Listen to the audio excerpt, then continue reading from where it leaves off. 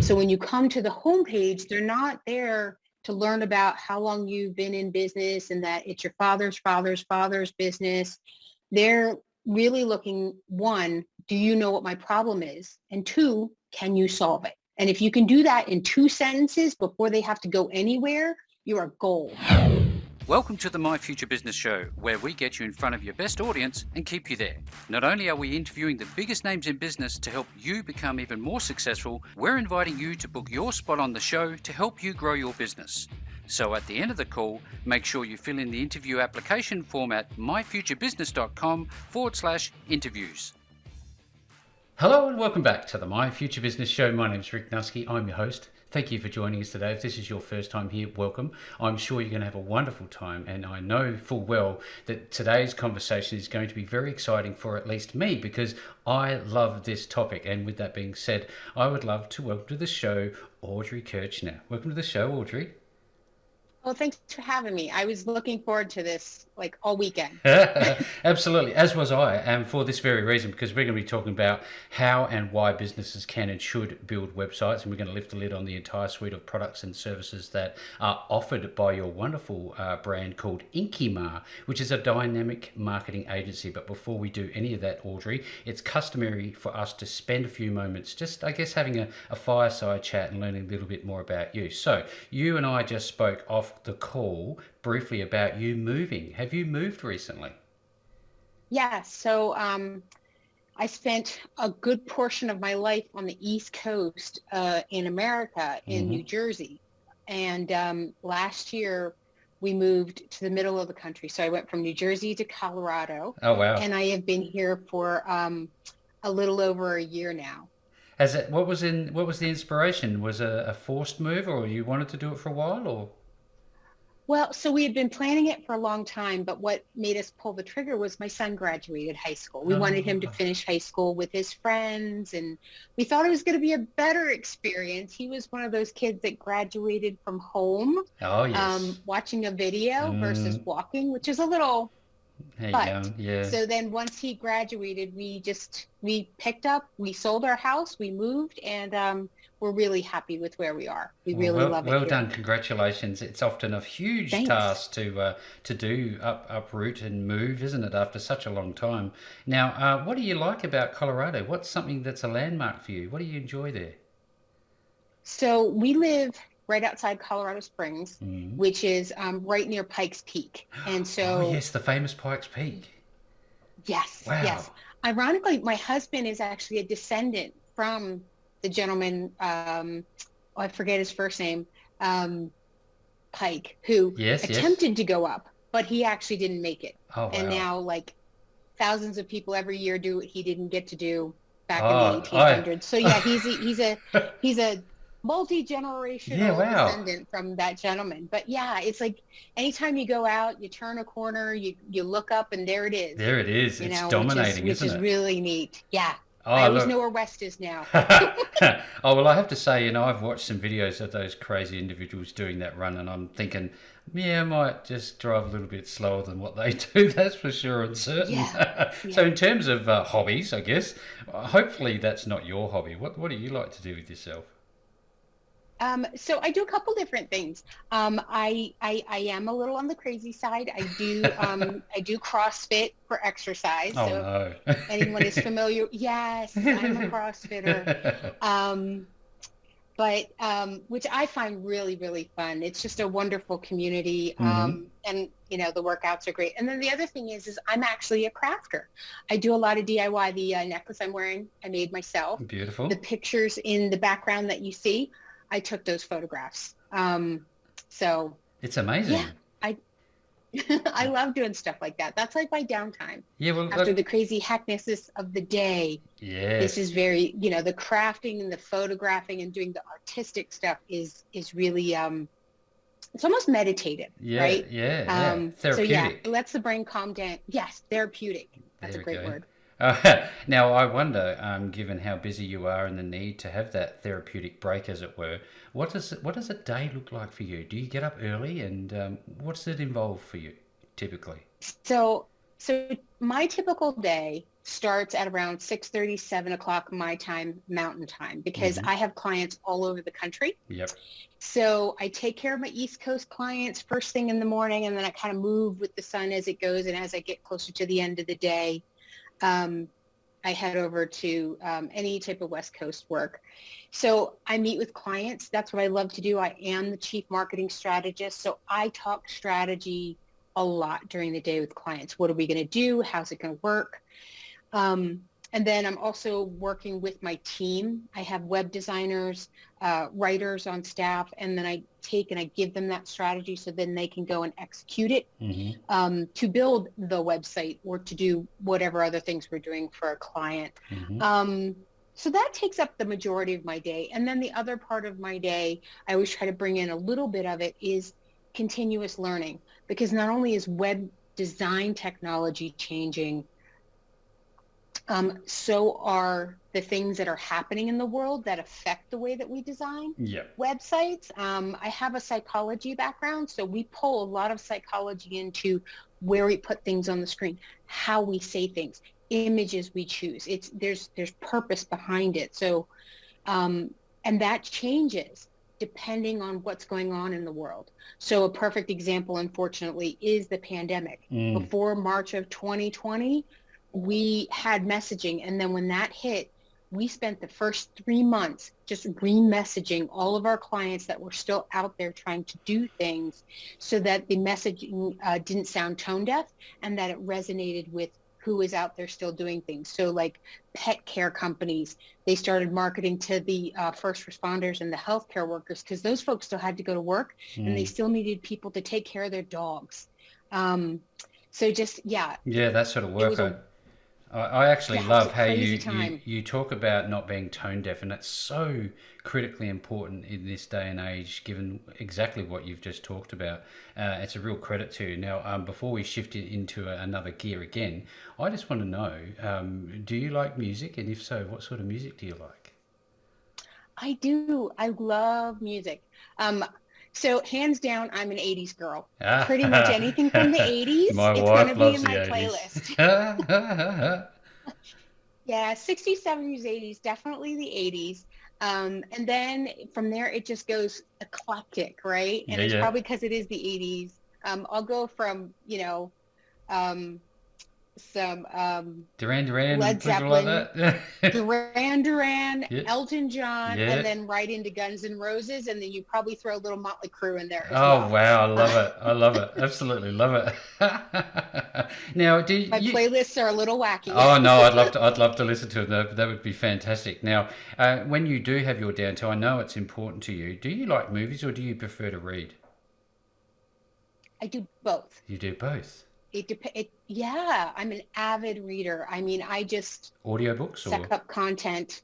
I'll do audiobooks. I will do. I finally switched over to using an e-reader on my iPad, but I used to be diehard. Yes.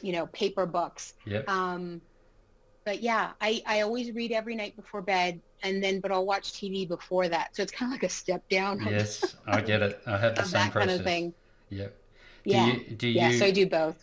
Do you find that you read more sort of non-fiction or fiction? What's your thing? So it's actually, it depends. So definitely in the evenings to wind down, it's fiction, right? Yep. But then when I'm doing something for work or I'm trying to learn something for a craft or a trade, that's when it gets into nonfiction. And I will actually download a book on whatever it is I'm trying to learn, and then get concepts in my head, and then I head over to YouTube to just watch someone do it or see how other people do it. I find that's a really great iterative way to learn. Yes. You read a little, you watch a little, you try a little. Try it again, you try it again. Yes. The compounding effect. I love it.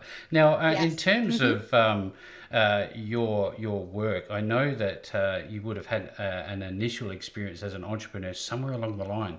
Can you wind back time and tell us what that first experience was? Can you recall it? Have you always had that entrepreneurial streak in you? I think I have. Yeah. I started my career working in Fortune 500. I worked for a big pharmaceutical company. I worked for Schering Plough, so they did Claritin, Nasonex. Coppertone, all those big products. Yep. But even when I was there, I was still kind of building things with new concepts and new ideas. They were really big on trying to have innovative thoughts, and I just gobbled that up. And then I went to work for an agency. We did things there. We did one product that actually got nominated for a Clio Award, which in the world of marketing and advertising, that's like an Oscar. And it was an extremely innovative thing, so a very entrepreneur thing to do. But I think what happened was is somewhere along the way, I was working someplace and then things weren't going well. I wasn't happy. I was bringing in my own clients, but I wasn't happy with how the company was taking care of my clients. So I'm like, you know what? That's it. I'm just done. I left. I took all of my clients with me. And that was like the initial phase of when Inkyma started. And then over the last 10 years, it's grown into what it is today. Because I was like, we could do this so much better. They will be so much happier if I just did it. If you just did it. No, this dovetails nicely into my next question, because I love to talk about risk aversion, and I guess your appetite for risk. This would have been a risky time for you. How did you feel about that process? And when we know that people like, startup entrepreneurs are listening to this show, and they're listening to people like you who have already walked that path, what would you tell them about risk? Oh, it doesn't feel good. It feels horrible. It feels scary. But you got to take a deep breath and you just have to keep going. And the one thing I would say is surround yourself with other entrepreneurs, hopefully people that are further along, because we're kind of like the only ones that get it. It's like usually when you get an icky feeling, you stop, but it's like, no, when you're scared or you get that icky feeling, you keep going. Because you are trailblazing a little bit. Your company is going to be different from someone else's. No one's going to do exactly what you're trying to do. And that's the scary part. So I always recommend join some type of networking group with other entrepreneurs, either people similar to your industry or totally different. Like I get so much inspiration from a roofer that I know. He owns his business and we run our businesses similar, but we're never definitely competing. So it's okay to talk shop. Of course. So if you're not comfortable talking shop with people in your own industry, then find someone who's like-minded in a different industry. And that's honestly what I think the best part of a networking group is for, especially a new entrepreneur. Yeah, absolutely. Is that group and that support that you get. Yeah, this is what I love about being the host of this show. Not only does the audience take away some great insights, and thank you for that, but I do too, and it's wonderful. Now, you have a psychology background. This seems to fit well into the next part of the conversation. Now, in terms of mindset, how important is this when you're dealing with all the different moving parts of a business venture? And, tell us about your experience. Did you ever find yourself going, oh, this is too hard, and had to reset your mindset? Yeah. Almost every day. So that feeling waxes and wanes with my energy level. I am a morning person. I do all the really tough stuff before noon, because if I tried to do it at 2 or 3 in the afternoon, I can't do this. Forget it. It's too hard. Especially after lunch. I'm running away now. Yeah, exactly. But what's funny is my husband's exactly the opposite. He is not a morning person. He is an afternoon, evening, late person. He does his tougher thinking stuff in the afternoon. Right. So the beautiful thing about being an entrepreneur is you set your day of when stuff happens. So, I don't set meetings late in the day if I have to think a lot.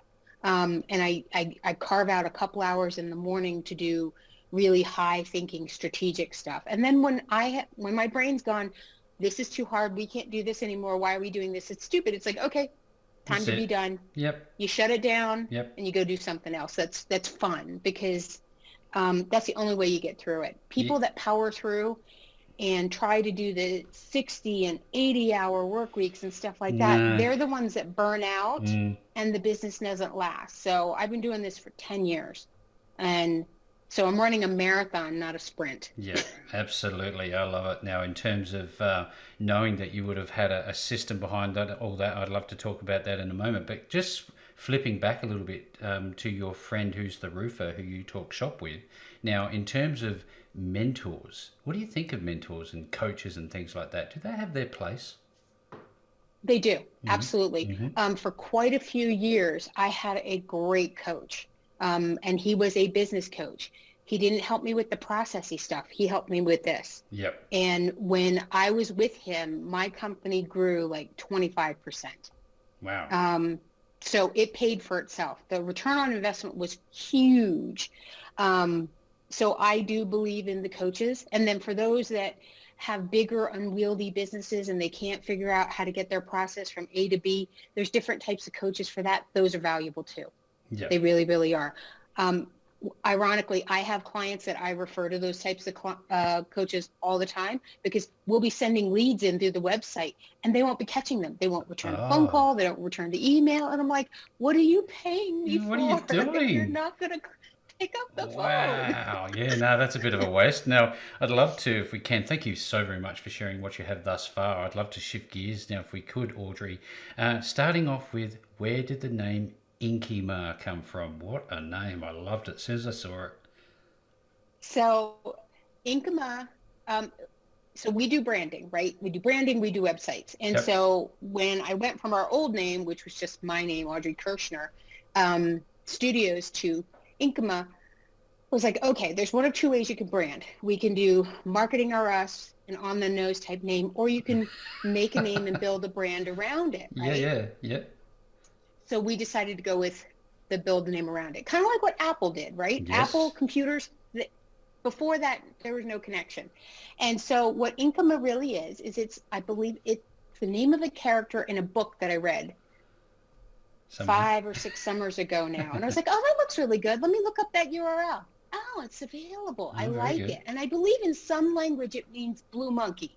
But I just liked it for a few reasons. One, the spelling is different. It's short. And then you don't know how many times I get asked the question that you just asked me. Mm-hmm. And then I get all this extra time in people's brains about my company. Yes. Oh, very smart. Very much. That was by design. Yeah, and it rolls off the tongue, which I think is very, very important too. Now, did you spend a lot of time on it? How long did it take you to come up with that and decide it? Did you have a pile of them? Oh, we did. We had a couple of different names. We had a couple of different spellings. Then we had to come up with logo and branding. So I would say it took us a good 6-9 months to say, yes, this is it. And then we had to do a rollout name change, right? Because I didn't want people that knew me to think that a competitor came in and is trying to take over. Yes. Or that I went somewhere. So Yep. Yeah, we did a really cute campaign where I had all of these seed packages branded. And it says, thanks to you, our company's growing, and we had to change our name. And I gave them out to everybody I knew. And I probably gave them out for like a year after that. Like I had a ton of seeds. And they were like wildflowers. So I thought that was really cool. And everybody loved them. Yes. So that really helped. And then emails went out, and it was the banner on the website for a good 6 to 9 months. And then even to this day, both URLs still point to the same website. But we just took down the banner that it was new because we're not new.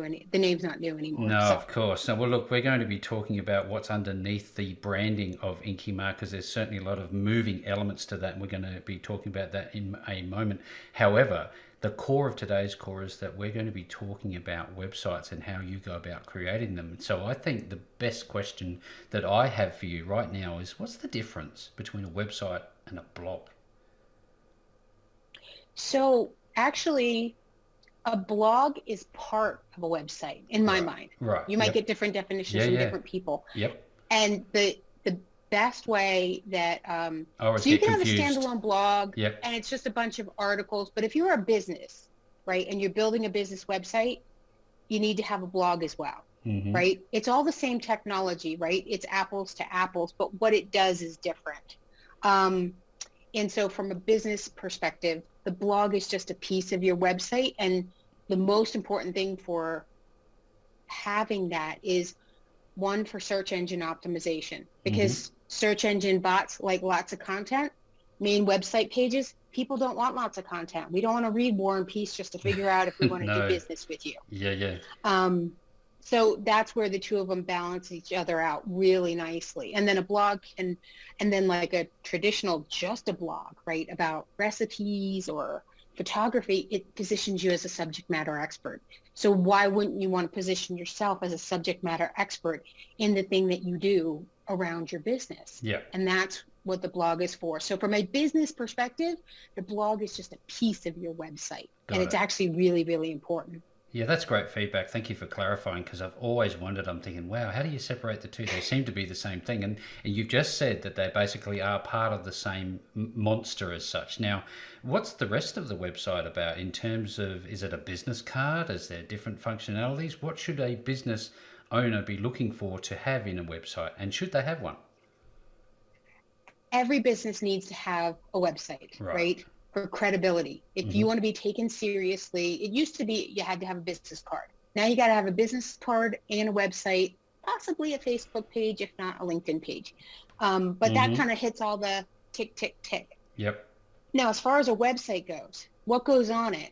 The question you have to ask yourself is, what do I want the person to do, right? Do I want them to buy something, or do I want them to reach out to me, right? Service, product.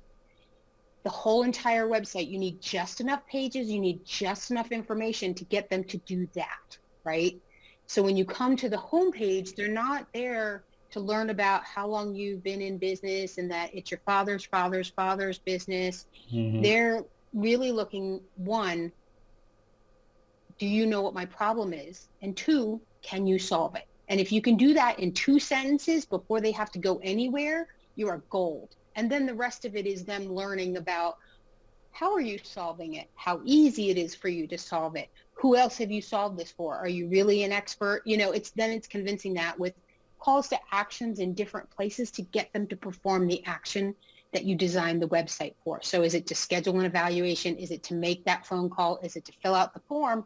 Or when you flip it to the product side, is it to buy the product? And that's where the levels of how much you need there. So websites don't need to be big and unwieldy any longer. You need just enough to get them to do whatever that one thing is. We've certainly come a long way, haven't we? You know, early 2000s, I was looking at WordPress as just a blog and it was nothing much else. And now it seems to be this behemoth that can do everything and anything. What is your favorite CMS, content management system? WordPress. We are solely a WordPress shop here. Right. For e-commerce, we use Shopify just because the two are insanely different. But yeah, WordPress is awesome. And it is. It's become like the Swiss Army knife of websites, because it doesn't matter who you are. We can build anything into it, and a lot of it has to do with the plugins that you pull into the back end. And then we host all of our websites on a WordPress only platform that's dedicated to our sites, right? Which is nice. So we don't use a GoDaddy or any of those others. Cheap and nasties. Ours is yes. I love that. I'm going to use that, Rick. We don't Absolutely. use cheap and nasties. We have our own dedicated space. Yeah. No, that's wonderful. Now, what type of, I guess, websites have you built for your clients? As you've talked about e-commerce, you've talked about this and that. What should we all have on there on our website? So I host a podcast as well. Oh yes, I'd love to talk about that in a minute. So on there, I think it's episode 3, are the 5 mistakes people make when building a website. I'm going to try to remember them off the top of my head. Let's see if I can do this. All right. So 1 is too much content, right? Yep. 2 is they talk about themselves before they talk about how they can help the person they're trying to get to buy from them. I think 3 was they put their social media icons in the upper right-hand corner. Oh. So ever since I've been doing websites now for over 20 years, right? Yep. Since the beginning of that until now, that upper right-hand corner is where the eye tracks first. So that's like your big hot spot. That's money right there. Right. So why would you put social icons there, which are saying, hey, leave and go somewhere else. Go help Zuckerberg. Oh, yes. As opposed to helping me. Yeah. Trying to get them to flow through the content. And to take the action you want them to take. Put your main call to action in that upper right-hand corner, either the telephone number or your contact us or schedule a meeting or buy, right? Your buy buttons should be up, along there. So that was 3. I believe I talk about making sure you have a secondary call to action. And the way I like to term this is not everybody's ready to marry you today. Maybe they just want to date. So marrying you is buying your service or scheduling an appointment. And then dating is signing up for your newsletter. Yep. Right? Yep. You need to have that mechanism that if someone is even mildly interested in what you do, to stay in touch with them. And a newsletter is great. Yep. Great to do that. Oh, what's number 5? I always forget one. Contacts? Well, contact form? yes, you should have contact forms. Even if that's not on there, this might be a bonus. You should have a contact form. Don't put your email address on your site. Nowhere, never. You're just saying spam me. Oh, right. The contact form, at least the contact form, and especially within WordPress, you can put the honey trap in there. You can put the CAPTCHA in there and get rid of all that spam from Russia that we all seem to get. It's and really just get the people that, the human beings that are going to reach out and try to contact you. It takes care of 95% of that, but once you put your email address on there, they scrape it, they put you into a list, and then there's done. No way for you to stop it. No. You're done. The only way you can get So out of that. That might be number 5. The only way to get out of that is to get a new email, and that's often painful, isn't it? Now, I wonder how long. I know that initially setting up a WordPress website isn't really where the time is spent. You must have ongoing relationships with your clients, because these things can take months, if not years, to really truly develop. Is that fair? Yes. So when we initially launch a website with a client, I tell them it usually takes 2 to 3 months, right? Back and forth time, getting stuff done, us writing copy, you approving it. And that's us doing all of the work, right? We write, we find images, we put everything together, we pull together the schemas, the layouts, all that good stuff. 2 to 3 months on average. Then after that, then you change things as the market changes. But then that's where the blog comes in. You should be writing 2 articles, maybe 3 per month, just to keep the search engine optimization beast fed, because Google likes new content, and content shifts and changes. Like, we do content writing for clients too. And, we'll see something ping on a topic here, and then the topic grows, and then it morphs, and then it kind of dies, and then we got to find a new topic to try to pull up. And then it may come back. I have a client where they do in-home care and support for seniors who live at home. And before the pandemic hit, about 6 months before, we did 1 or 2 articles on video conferencing with seniors because everybody lived so far apart. Man, did those articles get some serious play during the pandemic. I mean, they just went through the roof, and now nothing, right? Because everybody's figured it out. They don't need it anymore. Yeah. But It's interesting, isn't it, how it goes through trends and stuff. And you talked about text format, basically looking for SEO juice, as they often call it, I guess. But I wonder, in terms of other formats, such as video and podcasts, how have you found them? Are they beneficial for not only your business, but for your clients' websites? Yes. So let's talk about YouTube. YouTube is owned by Google. So anything YouTube is good. And then Google is working on the artificial intelligence now, I think. Like, they're kind of hinting at it when I read stuff that, we've already got voice to text. So why can't they just do voice to text to figure out what's in the video, then to SEO it properly? And they also already have video schemas. So if you say this is a video and it's embedded within this blog post, then the 2 are this similar, and then it's going to get floated to the top. So it's already being used, and I think it's only going to keep getting better and better. And then for podcasts, the simple thing we podcast hosts have to do is so simple, right? 45 minutes, 30 minutes. To start, we got to transcribe, right? So you put it in the show notes, you transcribe everything at the bottom, and the search engine picks up that entire transcription. And it's probably a couple thousand words, because we can talk a whole lot faster than we can type. Oh yeah. Too much sometimes.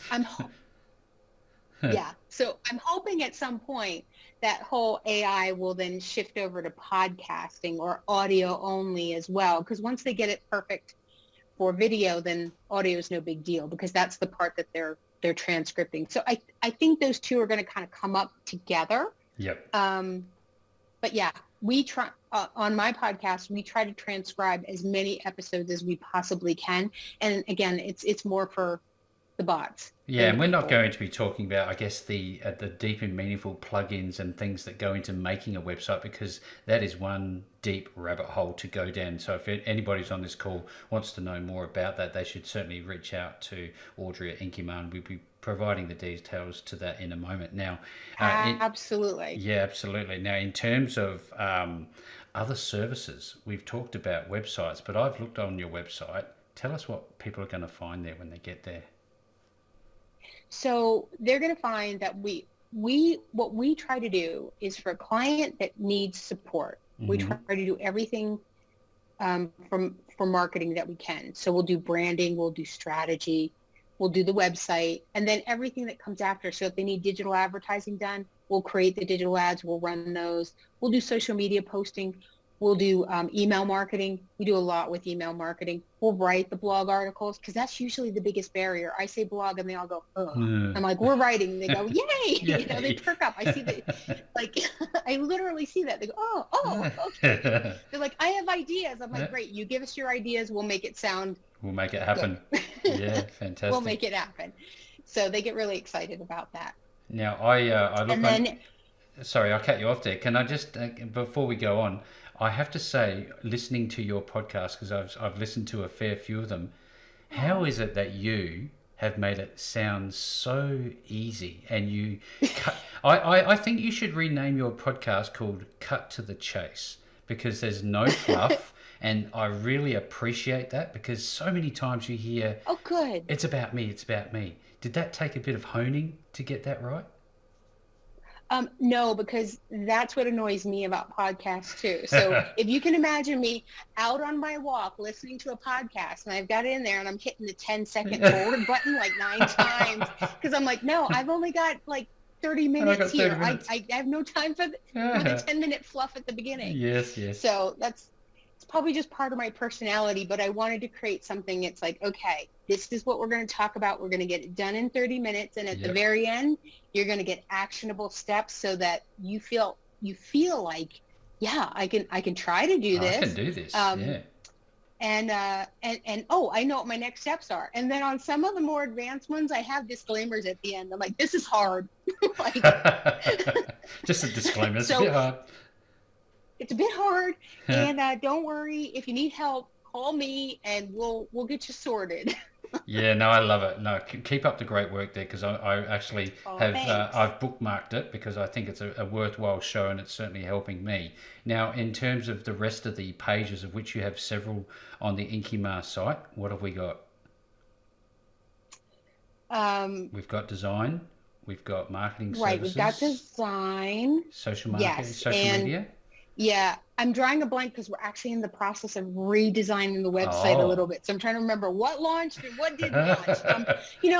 Since you got to do that every 2 to 3 years anyway, because there's like sites that we did 2 to 3 years ago, and we've done different ones now. And I'm like, wait, the new stuff's like just as cool. Yeah. Like, so paring it down. So yeah, we have design.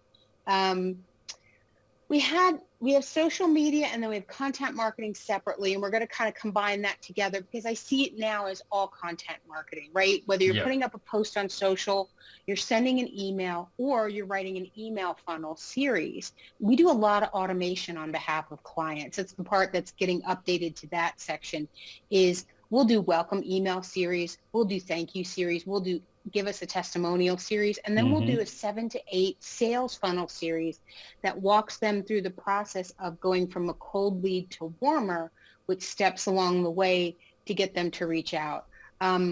We do these for businesses that don't have sales teams, and we do them for businesses that do, because the salespeople love having support. They're like, wait, I can take this person that I'm not quite too sure about, put them into the sales funnel, let them get all this great stuff, and then reach out if they open something. Yeah, you can. Absolutely. And you can see, that's what I love so much about email, is you can see John Smith opened email 4, he opened email 7, he did that 3 times, and he clicked on this button.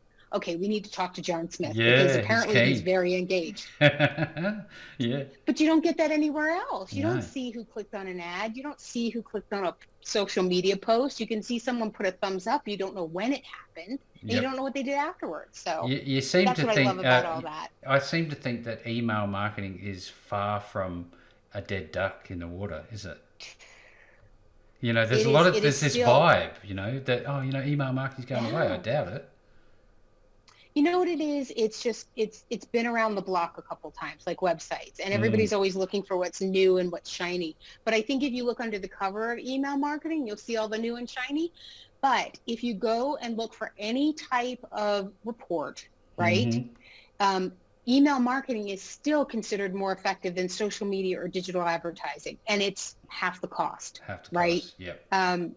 Yeah, or even more. So there are studies that they stood out there. They still rank everything, and then the last 3 years, email marketing has still been ranked number one. Number one. It says a lot, doesn't it? I wonder now, I'm Yeah. looking at your website and I'm thinking to myself, there's a lot going on here. Now, when somebody wants to work with you and they don't know what they want, what is the process that you will take them through? I guess, first of all, where is the website that they're going to go and what is the process when they get there? So the website's Inkyma.com. That's INKYMA.com. And then if you want to work with me, there is a button in the upper right-hand corner. Surprise, Imagine surprise. that. You you can click on it, and then you actually get my schedule, and then we can pick a time, and it gets put on the calendar. Or if you just have a question, you go to the bottom to the contact form. It's on every page, and you fill it out, and those emails come directly to me. I love doing all the client interaction, so all that comes to me. Right. And so what happens is you do that 45-minute consultation, and I call it a discovery session, which is, if you're familiar with sales terms, it's really a getting to know you. Yep. I want to get to know you and your business. I want you to get to know me. And then both by the end of that conversation, we're going to realize if we want to work together or not. Sometimes we do. Sometimes we don't. Yep, and that's fine. okay. Yep. And so I ask a lot of questions during that session about the business. And then after that, I come back with what I call a solution presentation. And it's like a PowerPoint presentation where I walk you through a high-level strategy of what I think your business needs, right? You need a website, you need a logo, you need email marketing, you need social media. But only social media for LinkedIn, not Facebook, right? You're a B2B business. Don't bother with Facebook. Let's get you on LinkedIn. Mm-hmm. So I come back with stuff like that. Yep. Need a sales funnel, all this stuff. With pricing around it. So by the end of that conversation, you're like, I want to do all of this. I know what it's going to cost me. Is it in? Then you get to ask yourself questions. Is it in my budget? Am I ready to start this now? And then from there, you either say, yes, we're going to do this. Let's start now. And then I walk you through the process of going from point A, which is where you are now, to point B, which is the end of that strategy that I put together for you. And so I manage that process with you because that's my job. That's right? your job.